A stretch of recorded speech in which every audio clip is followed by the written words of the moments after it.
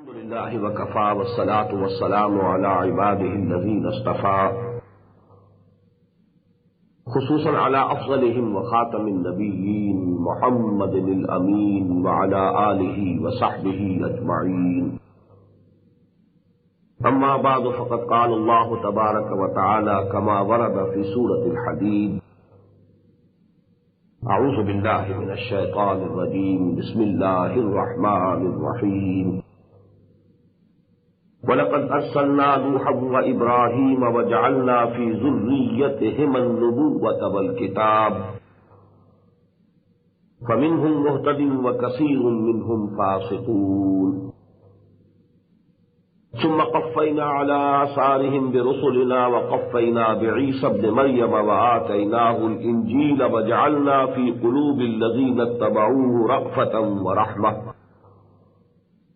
व रहबानिय्यतन इब्तदऊहा मा कतबनाहा अलैहिम इल्ला इब्तिग़ाअ रिज़वानिल्लाह फमा रअऊहा हक़्क़ रिआयतिहा फ़आतैना अल्लज़ीना आमनू मिन्हुम अजरहुम व कसीरुम मिन्हुम फ़ासिक़ून। या अय्युहल्लज़ीना आमनू इत्तक़ुल्लाह व आमिनू बिरसूलिही युअतिकुम किफ़लैनि मिन रहमतिही व यजअल लकुम नूरन तमशून बिही व यग़फ़िर लकुम वल्लाहु गफ़ूरुर रहीम। लिअल्ला यअलम अहलुल किताब अल्ला यक़दिरून अला शैइन मिन फ़ज़लिल्लाहि व अन्नल फ़ज़्ल बियदिल्लाहि युअतीहि मन यशा वल्लाहु ज़ुल फ़ज़्लिल अज़ीम। सदक़ल्लाहुल अज़ीम। रब्बि इश्रह ली सदरी व यस्सिर ली अमरी वहलुल उक़दतम मिन लिसानी यफ़क़हू क़ौली। अल्लाहुम्मा रब्बना अल्हिमना रुश्दना व अइज़ना मिन शुरूरि अनफुसिना। अल्लाहुम्मा अरिनल हक़्क़ हक़्क़न वरज़ुक़ना इत्तिबाअह व अरिनल बातिला बातिलन वरज़ुक़ना इज्तिनाबह। अल्लाहुम्मा नव्विर क़ुलूबना बिल ईमान वश्रह सुदूरना लिल इस्लाम व वफ़्फ़िक़ना लिमा तुहिब्बु व तर्दा। अल्लाहुम्मा तह्हिर क़ुलूबना मिन निफ़ाक़ व अअमालना मिनर रिया व अलसिनतना मिनल कज़िब व अयुनना मिनल ख़ियानह फ़इन्नका तअलमु ख़ाइनतल अयुन व मा तुख़फ़िस सुदूर। आमीन या रब्बल आलमीन। Dear brothers and sisters in Islam, Assalamu alaikum wa rahmatullahi wa barakatuh. By the blessings and grace of Allah subhanahu wa ta'ala, we have in our own humble way completed the study of 3 sections of Surah Al-Hadid. Only the last section, that is the 4th, now remains. And this is the smallest section. But as you have the saying in English language, last but not the least, although it is the last, but it is very important in its own place, in its own right. But before I proceed with the study of this last section of Surah Al-Hadid, I will again like to have a bird's eye view over the whole of this surah, so that the line of argument that is coming, proceeding from the very beginning, that comes to your minds again. The first 6 ayat of this surah al-Mubarakah, as I told you, as far as I have understood, as far as I can say, they are the most profound ayat of the Quran regarding the discussion on the person and attributes of Allah subhanahu wa ta'ala at the highest philosophical level. The next 5 ayat, they are very important, most profound, regarding the practical aspect of deen. First 6 ayat, that is the person and attributes of Allah subhanahu wa ta'ala. That's the most important aspect, intellectually. But practically speaking, 5 ayat. In first of the 5 ayat, we have 2 demands of Allah subhanahu wa ta'ala. Believe in me as you ought to believe. Believe in my messenger as you ought to believe. Not a verbal attestation alone, conviction from the depths of your hearts. Number 2, whatever I have given you, You are not the owners. I own everything. You are the custodians, the trustees only.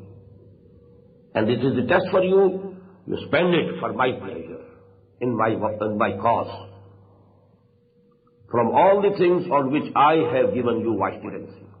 Two demands. Aminu ankar. If you fulfill the two demands, I promise salvation. فَالَّذِينَ آمَنُوا مِنْكُمْ وَأَنْفَقُوا لَهُمْ أَجْرٌ كَبِيرٌ. Now for each demand there are two ayat. In the first, a sort of rebuke. What has happened to you? Why don't you have the real faith? While our Prophet ﷺ is calling you to have real belief in nobody else but your own master, your own creator, your own sustainer, your own Lord.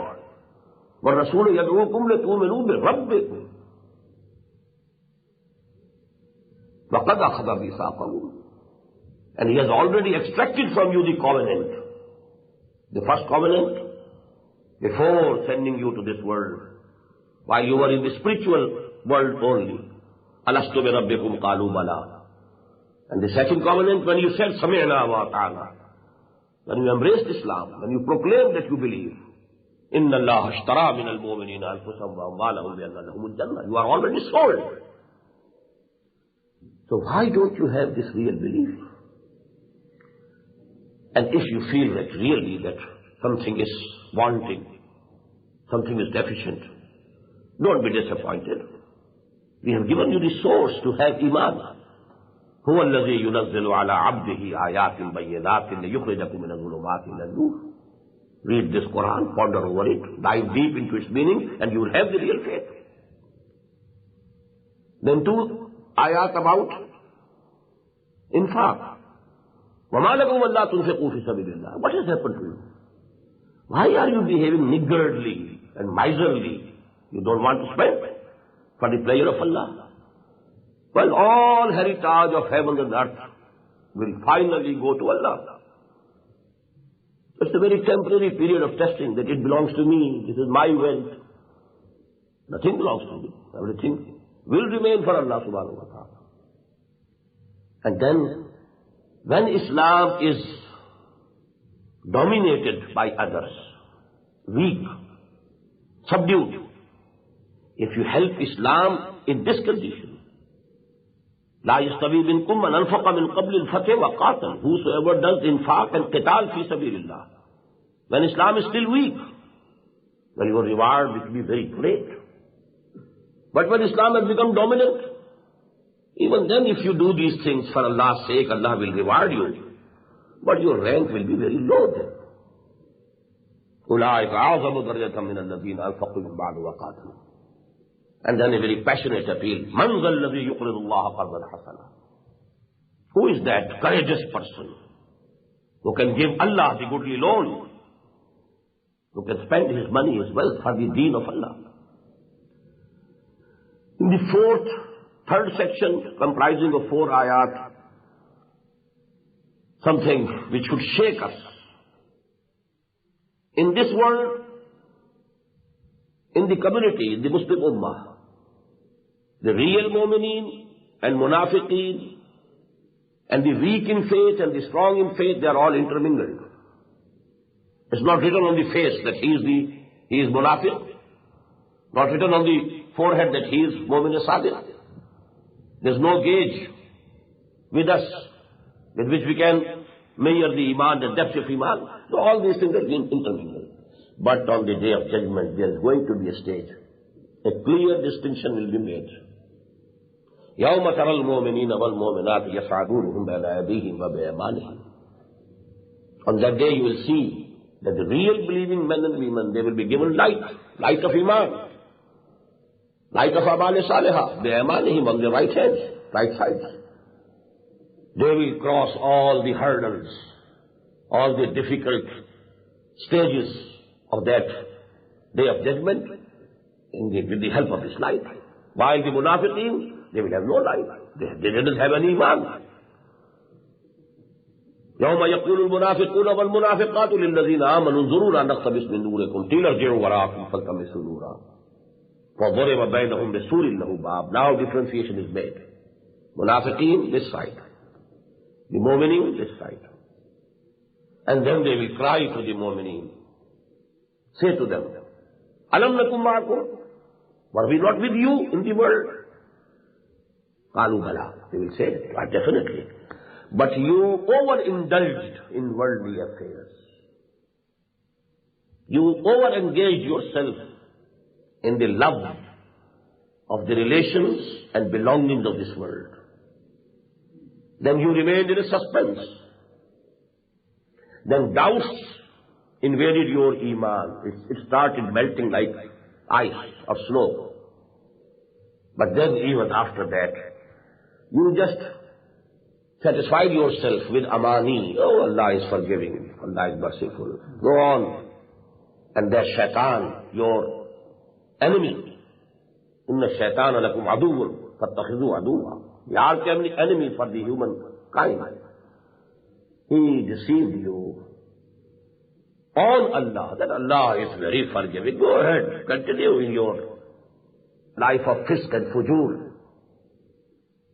Life of earning through haram means. Go on, go on. Allah is very forgiving, merciful. Don't worry. So then finally it will be said that today you, O munafiqeen, you were with the mu'mineen in dunya, in the world. But here in the hereafter, you are with the kuffar. فَالْيَوْمَ لَا يُؤْخَذُ مِنْكُمْ فِدْيَةٌ وَلَا مِنَ الَّذِينَ كَفَرُوا مَأْوَاكُمُ النَّارُ هِيَ مَوْلَاكُمْ وَبِئْسَ الْمَصِيرُ. Fourth section again of 4 ayat. Now after having said all this, whosoever just awakes from his slumber, he feels it's correct. What Quran is saying is the correct diagnosis. Really, I don't have that burning faith within my heart. It is true. I am over-engaged in the worldly affairs. All my time, all my energies, they're all engaged in getting maximum of this world. Luxurious comforts, amenities, name, honor, power. We are after this world. Now if this consciousness has arisen in your mind, you are very lucky. Very lucky. Congratulations.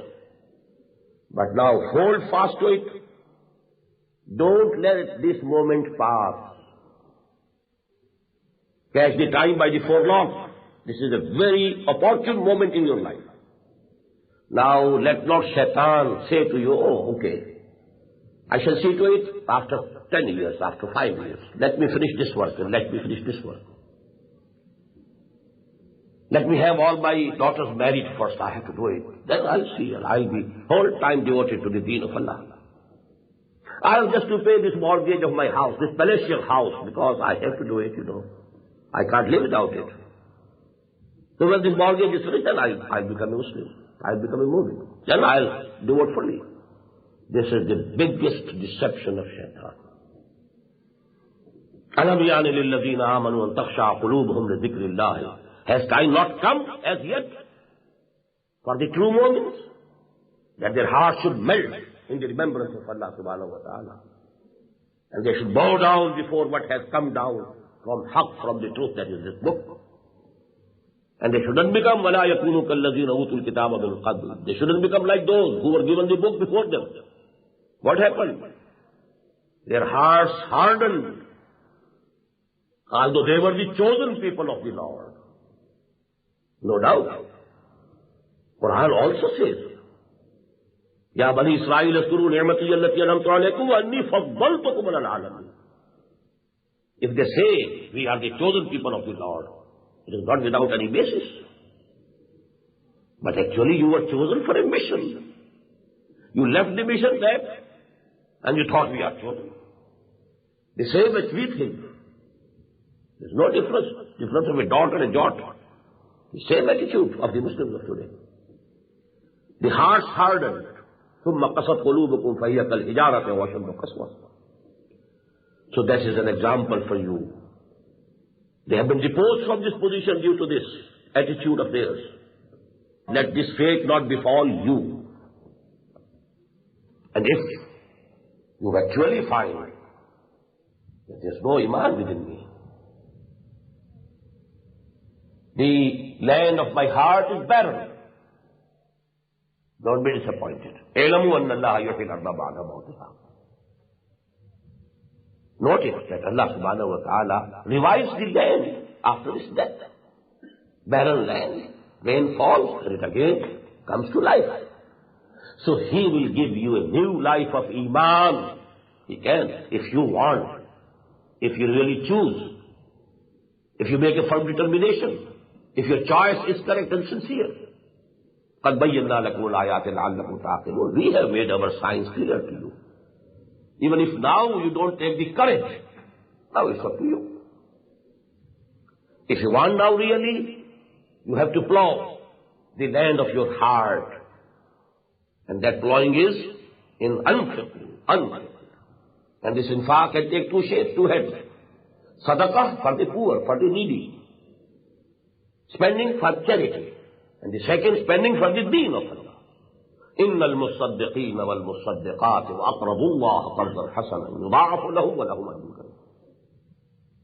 And if after doing this, plowing your land of your heart, now if you put the seed of iman, it will flourish. The harvest of iman, the tree of iman. مثلا طيبة كشجرة طيبة أصلها ثابت وفرعها في السماء. It would be like that shajara tayyibah in your heart. And then, this break having been released, now you can go ahead and reach the levels of either shuhada or siddiqeen. Open. These ranks are open for you. And you will have this light that will appear on the day of judgment. As for those who reject our ayat, who belie them, well, they are the people of the fire. The fifth section, you are very fond of this worldly life. What is it? اعلموا أنما الحياة الدنيا لعب ولهو وزينة وتفاخر بينكم وتكاثر في الأموال والأولاد. 5 periods, one after the other. In early childhood, life means only play, innocent play. When you come to the teenager stage, now there is some sensual gratification type of element added to it. Lahwun. And zina. You want to adorn, to look good. Your dress should be according to the fashion. Your haircut should be according to the fashion. Then when you pass this stage, then you are not very much careful about these things. Now, tafakhur, boasting over something, either over your race. We are Germans, the superior race. We are such and such people. Boasting over race, boasting over your wealth, anything. Boasting over your health, bodily health. So that is the most prominent thing in that part of life. But when the decline starts, now only one thing, and that is takasurun fil amwali wal awlad, getting more and more of money, amassing more and more of wealth, having more and more of children. That was in the past days, not today. Today only the wealth. And this you can complete this subject with the surah of the last part, Alhaakumut takasur hatta zurtumul maqabir. This period continues till death. This takasur doesn't leave you. It will continue till death. But this life has to end. You can't stop old age coming to you. It has to come. You can't stop the death. It has to come to you. But in the hereafter, which is eternal, there are two things. Either وَفِي الْآخِرَةِ عَذَابٌ شَدِيدٌ وَمَغْفِرَةٌ مِنَ اللَّهِ وَرِضْوَانٌ. Either severe punishment and torment, or forgiveness from Allah subhanahu wa ta'ala and His pleasure. Now choice is yours. Make your choice. That is the freedom that Allah subhanahu wa ta'ala has granted you. وَمَا الْحَيَاةُ الدُّنْيَا إِلَّا مَتَاعُ الْغُرُورِ. If you choose this world, I can't help quoting a line from Iqbal, किया है तूने मताए गुरूर का सौदा, وَمَا الْحَيَاةُ الدُّنْيَا إِلَّا مَتَاعُ الْغُرُورِ. You have yourself chosen a deception, a mirage. It's your choice. You can't blame Allah that you will find nothing in the hereafter. If you have chosen this world, this time, if you have chosen the next, then this is the land to sow. Ad-dunya mazra'atul akhirah. You'll have to do good deeds here, to spend for the pleasure of Allah here, to exert and strive for the cause of Allah here, and you'll get the reward in the hereafter. Weeping will be in the hereafter. Sowing, that is to be done here. So, hasten, run, fafirru ilallah, sabiqu ila maghfiratin min rabbikum wa jannatin 'arduha ka'ardis samaa'i wal ard. Compete with each other. Run towards the maghfirah to get the forgiveness of Allah subhanahu wa ta'ala. And that Jannah, that paradise, whose vastness is just like the vastness of the heaven and the earth. It has been prepared, decorated. It is awaiting to welcome وَعِدَّتْ لِلَّذِينَ آمَنُوا بِاللَّهِ وَرُسُلِهِ, those who had real belief and faith in Allah and His messengers. As for the inflictions or pain or losses of this world, why do you care? مَا أَصَابَ مِن مُّصِيبَةٍ مِن فِي الْأَرْضِ وَلَا فِي أَنفُسِكُمْ إِلَّا فِي كِتَابٍ مِّن قَبْلِ أَن نَّبْرَأَهُ. Whatever comes to you, any pain, any loss, that has already been written by Allah subhanahu wa ta'ala in a book before He brings it forth. And it is very easy for Allah. ذَلِكَ عَلَى اللَّهِ يَسِيرٌ. But if you have this knowledge and if you have this faith, the result should be لَا تَعْصَوْا عَلَى مَا فَاتَكُمْ. Don't be grieved or over-grieved on whatever you lose. And don't be over-delighted. وَلَا تَفْرَحُوا بِمَا آتَاكُمْ, what Allah gives you. Both conditions are conditions of testing. Sometimes He gives you something to test, whether you are grateful or not. Sometimes He takes something from you to test whether you show patience or not. You become complaining, start complaining against Allah subhanahu wa ta'ala. الَّذِينَ يَبْخَلُونَ. Such people will always try to keep their wealth with them, because that is the source of delight for them. Their bank balance.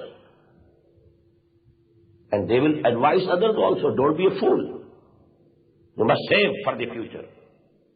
Don't you have so many sons and daughters? You must look to these things. So their advice will not be their spend for the cause of Allah. It will be to the reverse. But if you take to this attitude, please know, إِنَّ اللَّهَ غَنِيٌّ حَمِيدٌ. Allah is above all needs. He doesn't need anything. And He is praised, self-praised. He needs no praise even. And then came I think the 6th section, if the number is correct. And that's comprised of one ayah. Why this infaq? What for? Why this qital? Two words have come. لا يستوي منكم من أنفق من قبل الفتح وقاتل. But infaq for what purpose? Qital for what purpose? That purpose is given here. لَقَدْ أَرْسَلْنَا رُسُلَنَا بِالْبَيِّنَاتِ. We sent our messengers with clear signs and proofs. وَأَنزَلْنَا مَعَهُمُ الْكِتَابَ وَالْمِيزَانَ. We sent down with them the book, the law, and the balance. The balance of rights and obligations. These are the rights of women, of wife, and these are the obligations. These are the rights of the husband, and these are the duties or obligations he has to perform and fulfill. These are the rights of the parents. These are the rights of the sons and daughters. These are the rights of the brothers. These are the rights and duties of the neighbors. There is a complete balance with responsibilities, go the privileges. If the responsibilities are more, privileges have to be more. If the responsibilities are less, then less privileges will be due. So this balance, Allah subhanahu wa ta'ala, because He is the only just, who can do justice to everybody. Man can never do justice to women. Women can never do justice to men. They can't appreciate each other's sentiment. How a woman thinks and feels. Can a man have the appreciation of that? Impossible. How a man feels, a woman can never have the appreciation. How a woman feels, a man can never have the appreciation. So if he will decide in his own favor. If she will decide in her own favor. If the rulers are left alone, they will have their rights, accumulation of rights and power. If the laborers are given the authority, they will look to their own interests, not to the interests of the factory owner. Only one person, because we believe in personal God. Innani ana Allahu la ilaha illa ana fa'budni. He is the infinite ego. The only person who can do justice to everyone is Allah. Al-Khalqu Ayalullah. All this creation, all these creatures are like family to Allah subhanahu wa ta'ala. He loves all. He cares for all. Huwa Rabbul Alameen. So the just social order that Allah gives. I have said all these things. Why? لِيَقُومَ النَّاسُ بِالْقِسْطِ. So that the people should abide by this justice, balance, fair play.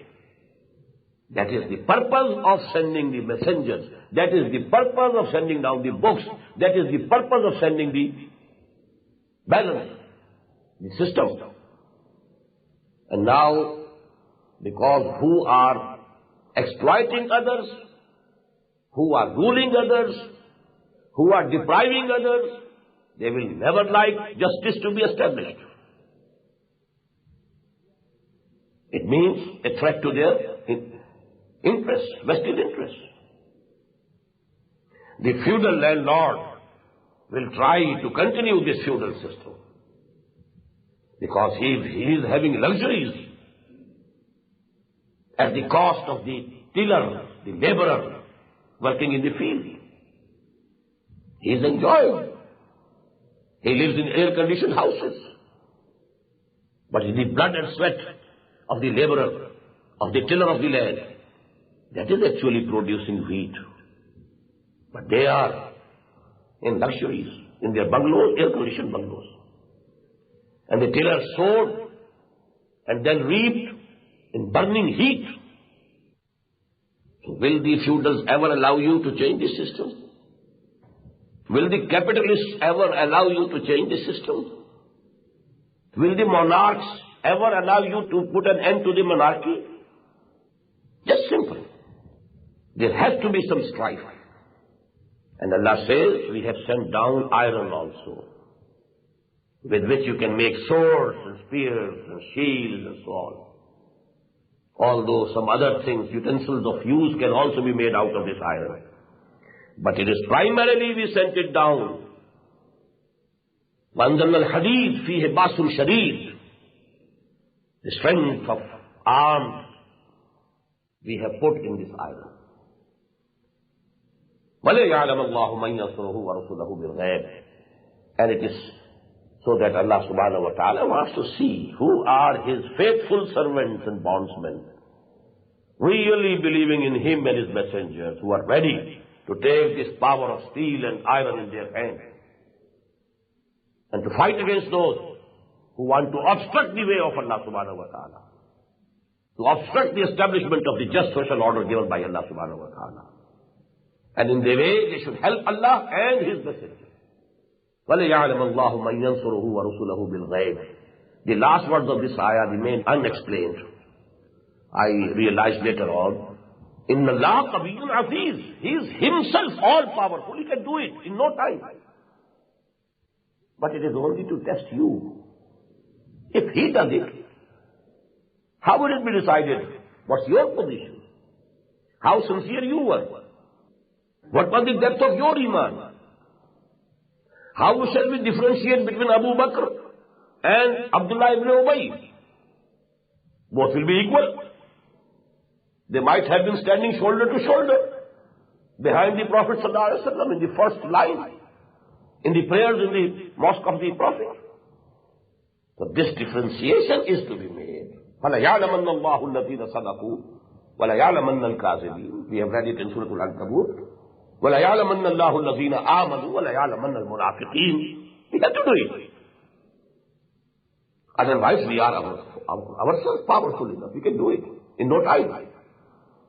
إِنَّمَا أَمْرُهُ إِذَا أَرَادَ شَيْءًا فَإِنَّمَا يَقُولُ لَهُ كُنْ فَيَكُونُ. We have to only say be, that it will become. إِنَّ اللَّهَ قَوِيٌّ عَزِيزٌ. He is Qawi, He is Aziz. His authority is unlimited, absolute. He is powerful to do anything He likes. فَعَالٌ لِمَا يُرِيدُ. But it is all for the purpose of testing you, measuring your depth of conviction and devotion. And that measurement will be by the amount that you have of your time, your energies, your wealth, your belongings, your sons, your daughters. If you have if you have dedicated all of them for the deen of Allah, then it shows you really meant business. If you say that I loved Allah, you are correct. Your behavior is a witness to it. Now we are coming to the fourth section of this surah. In a way it may be called an anticlimax. What do you mean by that? Not exactly literary sense. One extreme is that this world becomes the goal of a person.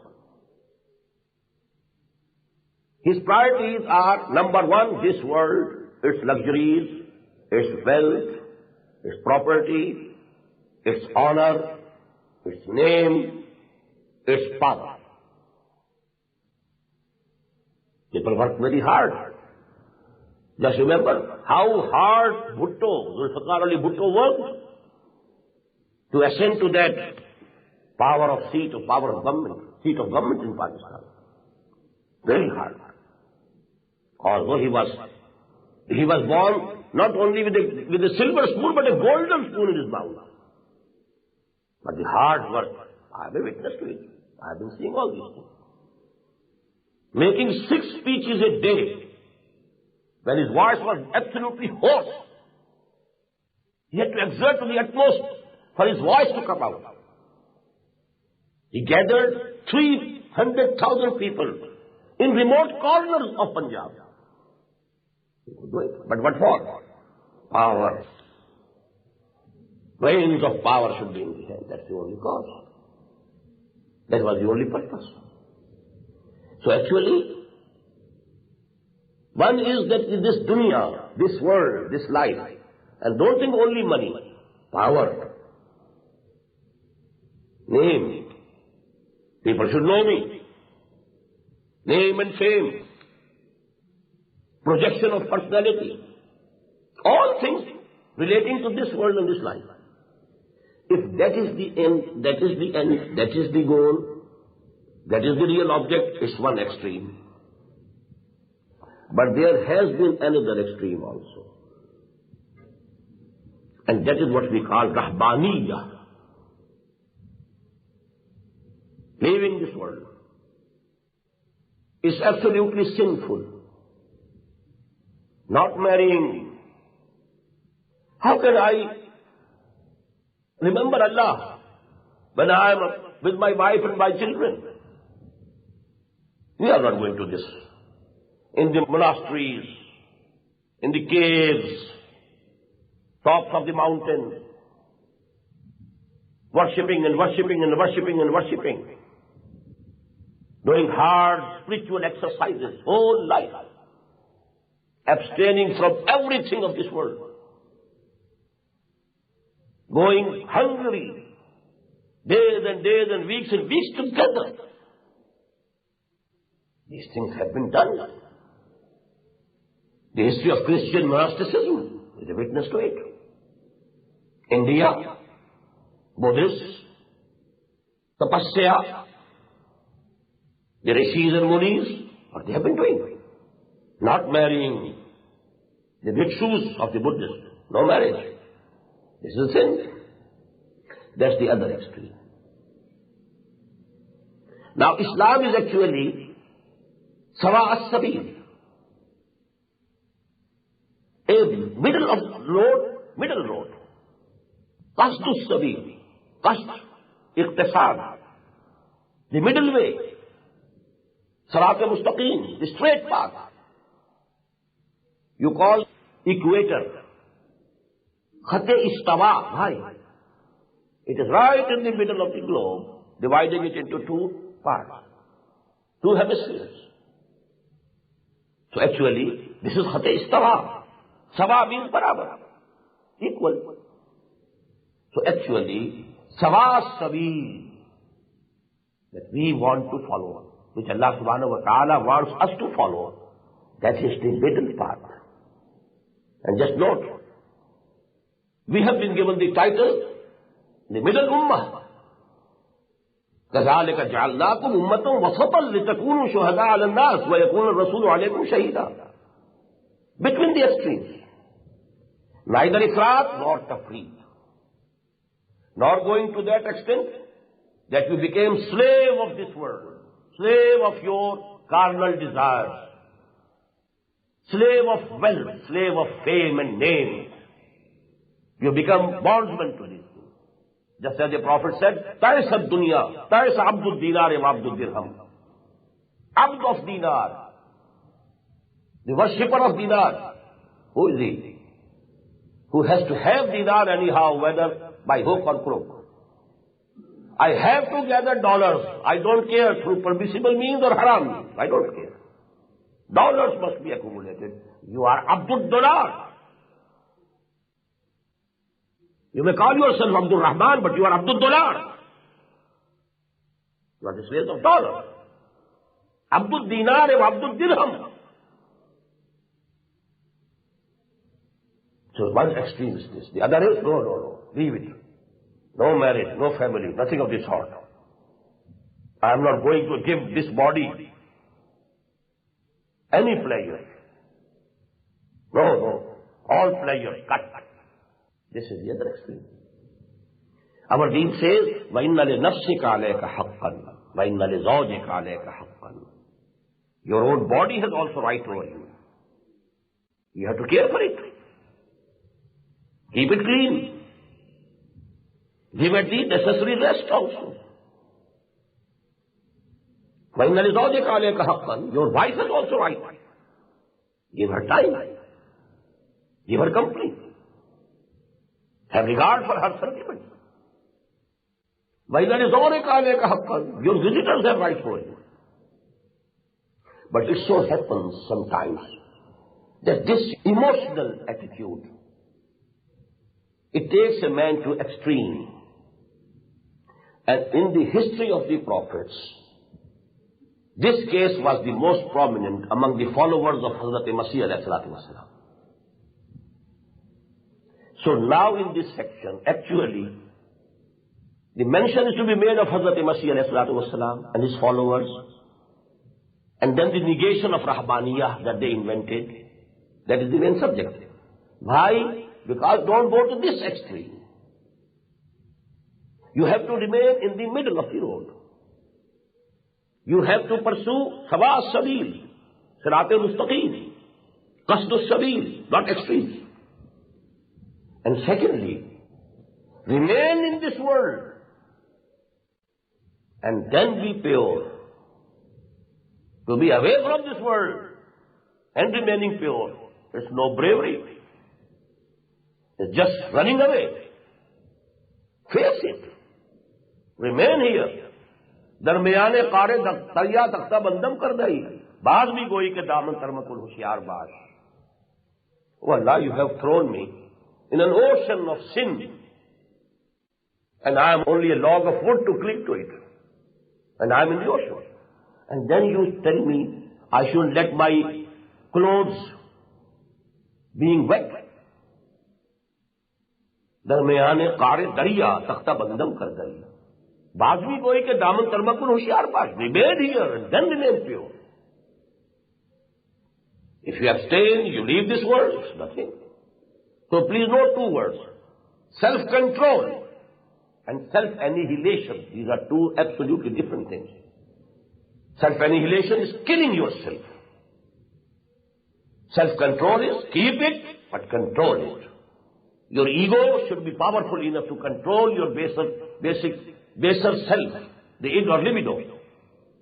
And then this ego should go before Allah subhanahu wa ta'ala, having full control of your personality. One piece, not a split personality. Part of you going before Allah, part of you rejecting the commandments of Allah. No. As a wholesome personality, as one piece, you go before Allah. And that can only be when your ego is in full control of your whole personality. So that is self-control which is needed, which is required. But self-annihilation, this is rahbaniyah, this is haram. This is not allowed in our deen. I will give you some ahadith also in this respect, but let us now first translate. But please note one point more. Although this is the main subject that is being discussed here, it's a sort of an appendix to this surah, because the climax of this surah was لَقَدْ أَرْسَلْنَا رُسُلَنَا بِالْبَيِّنَاتِ وَأَنزَلْنَا مَعَهُمُ الْكِتَابَ وَالْمِيزَانَ لِيَقُومَ النَّاسُ بِالْقِسْطِ وَأَنزَلْنَا الْحَدِيدَ فِيهِ بَأْسٌ شَدِيدٌ وَمَنَافِعُ لِلنَّاسِ وَلِيَعْلَمَ اللَّهُ مَن يَنصُرُهُ وَرُسُلَهُ بِالْغَيْبِ. And I told you last night that the whole Surah As-Saff is actually the exposition of this one ayah. هُوَ الَّذِي أَرْسَلَ رَسُولَهُ بِالْهُدَى وَدِينِ الْحَقِّ لِيُظْهِرَهُ عَلَى الدِّينِ كُلِّهِ وَلَوْ كَرِهَ الْمُشْرِكُونَ. يَا أَيُّهَا الَّذِينَ آمَنُوا هَلْ أَدُلُّكُمْ عَلَى تِجَارَةٍ تُنْجِيكُم مِّنْ عَذَابٍ أَلِيمٍ تُؤْمِنُونَ بِاللَّهِ وَرَسُولِهِ وَتُجَاهِدُونَ فِي سَبِيلِ اللَّهِ بِأَمْوَالِكُمْ وَأَنفُسِكُمْ. And also, إِنَّ اللَّهَ يُحِبُّ الَّذِينَ يُقَاتِلُونَ فِي سَبِيلِهِ صَفًّا كَأَنَّهُمْ بُنْيَانٌ مَرْصُوصٌ. And ending with the call, the clarion call. يا أيها الذين آمنوا كونوا أنصار الله كما قال عيسى ابن مريم للحواريين من أنصاري إلى الله قال الحواريون نحن أنصار الله. All this Surah As-Saff is the sort of exposition of this ayah. Now it's an appendix that never go to the other extreme also. And there's an example of Jesus and his followers. Not Jesus, followers of Jesus. They took to this, the extreme other side of the other extreme. So don't follow it.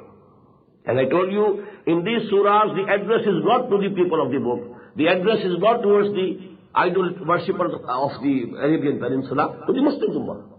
But they have been mentioned as an example for getting lessons from the past. But actually, it is for us to have the lessons, to learn the lessons. But I was going to give you a point which is very important. In Quran we find, the main subject is being discussed, and alongside that main subject, there are some side issues which are very important academically. But there are side issues there. And you will find the best examples in these four ayat. Two very important examples. Although it's a side issue, but it's very important from the academic point of view. Now please read. وَلَقَدْ أَرْسَلْنَا نُوحًا. Just see, mention was to be made of Hazrat Masih, but it's the preface. وَلَقَدْ أَرْسَلْنَا نُوحًا وَإِبْرَاهِيمَ. And verily we sent Nuh alayhi salatu wassalam, as well as Ibrahim alayhi salatu wassalam. They were also our messengers, just as Muhammad is our messenger, sallallahu alayhi wa sallam. وَلَقَدْ أَرْسَلْنَا نُوحًا وَإِبْرَاهِيمَ وَجَعَلْنَا فِي ذُرِّيَّتِهِمَا النُّبُوَّةَ وَالْكِتَابَ. And we appointed the book and the prophethood in the progeny of these two. What does it mean? After Nuh, there could be no prophet except in the progeny of Nuh alayhi salatu wasalam. And after Ibrahim, there couldn't be any prophet except in the progeny of Ibrahim alayhi salatu wasalam. It's very important historically speaking.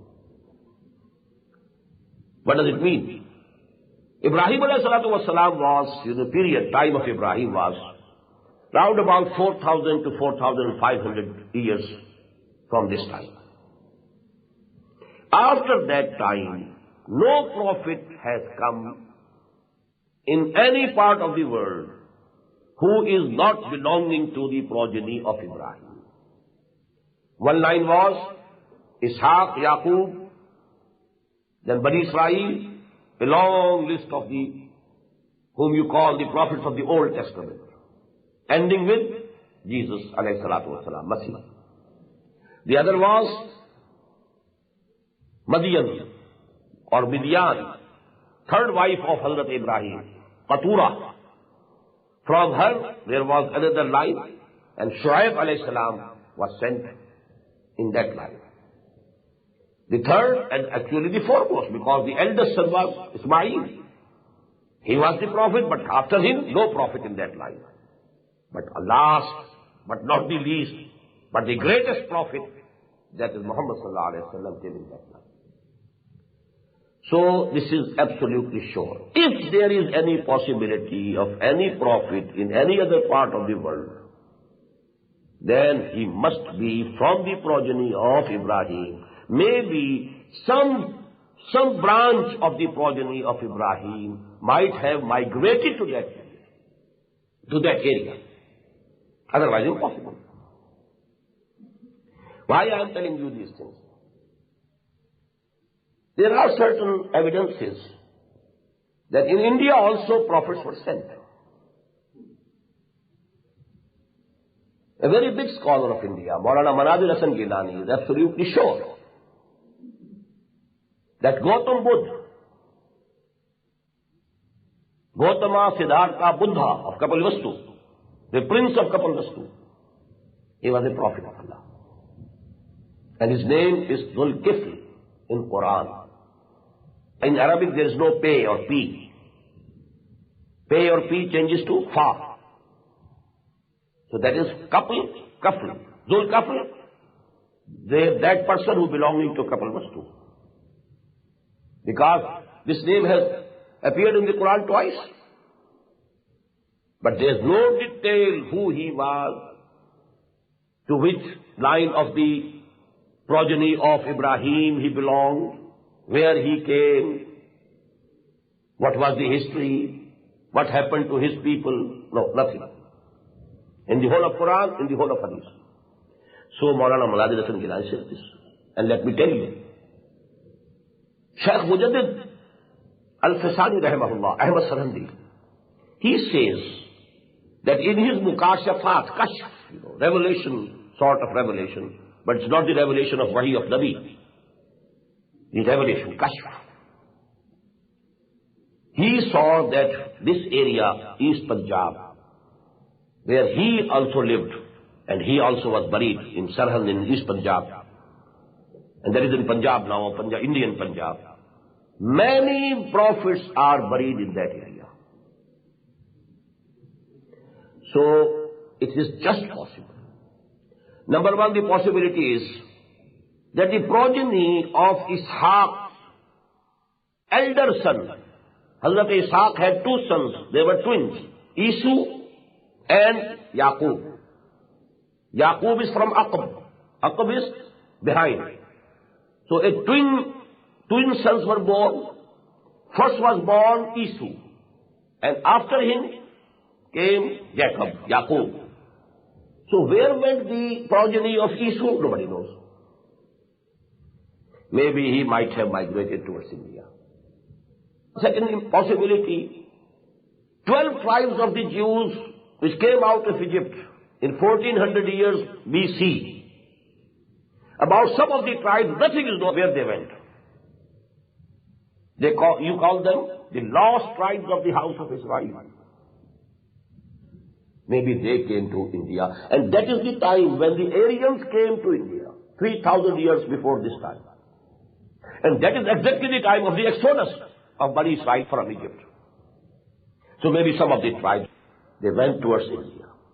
And because they have this Brahma, this word Brahma, Brahman, very close to Ibrahim. Just as the Christians have made Hazrat Masih a deity, given him the divinity. In the same way, maybe that those people, they raised Ibrahim alayhi salatu wasalam to divinity. Brahma, Ibrahim. And you have all the characteristics there, you know. In Egypt, people used to worship cow and calf. Same is the case in India. Yellow color, safra, that is sacred here, sacred over there. What did Hazrat Musa do with the calf of Samri? Burnt it, and then its ashes were thrown in the river, in the ocean, in the sea.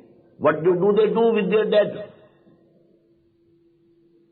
Burn it, and the ashes are thrown in the rivers or the ocean. So there are just possibilities that some of the tribes from the progeny of Hazrat Ibrahim, and let me tell you here, there's a person who has just recently died, Shams Naveed Usmani, a very big scholar in India. He died at Rampur.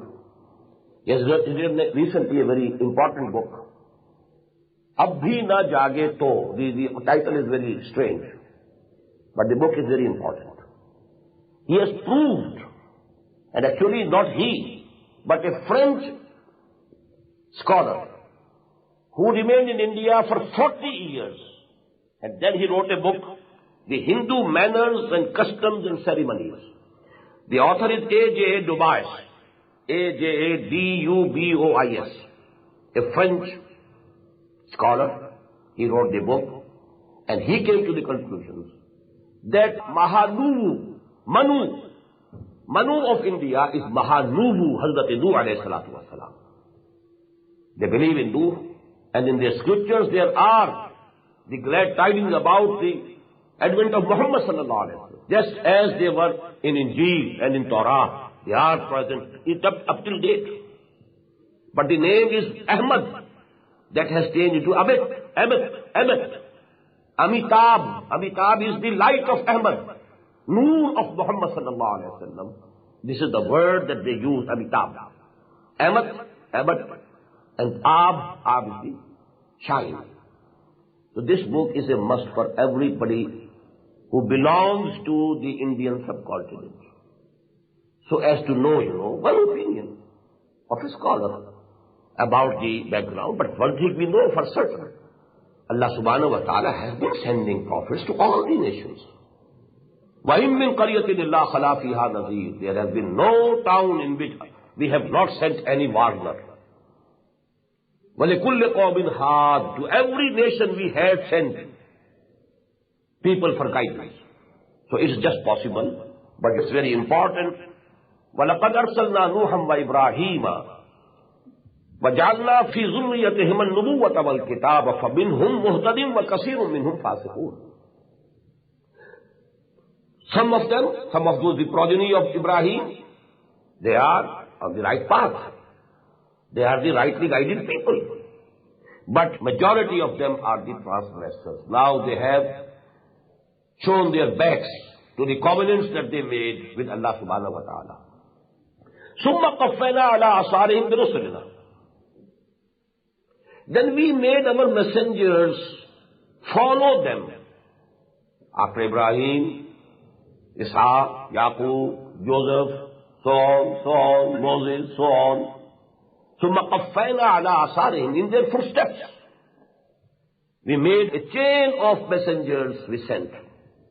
وَقَفَّيْنَا بِعِيسَى ابْنِ مَرْيَمَ. And in the end, we made Isa, son of Mary, follow these. It was a chain, as I told you. I've told you time and again that the chain of the prophets in the former Muslim Ummah never broke for 1400 years. And the hadith is there in the Sahih of Imam Bukhari, rahimahullah. كانت بنو إسرائيل تسوسهم الأنبياء The community affairs of Bani Israel were in the hands of the Prophet. Kullama halaka nabiyyun khalafahu nabiyyun. Whenever a Nabi died, a Prophet died, another Prophet took his place. Dawood was Nabi, Dawood was king, Dawood was caliph.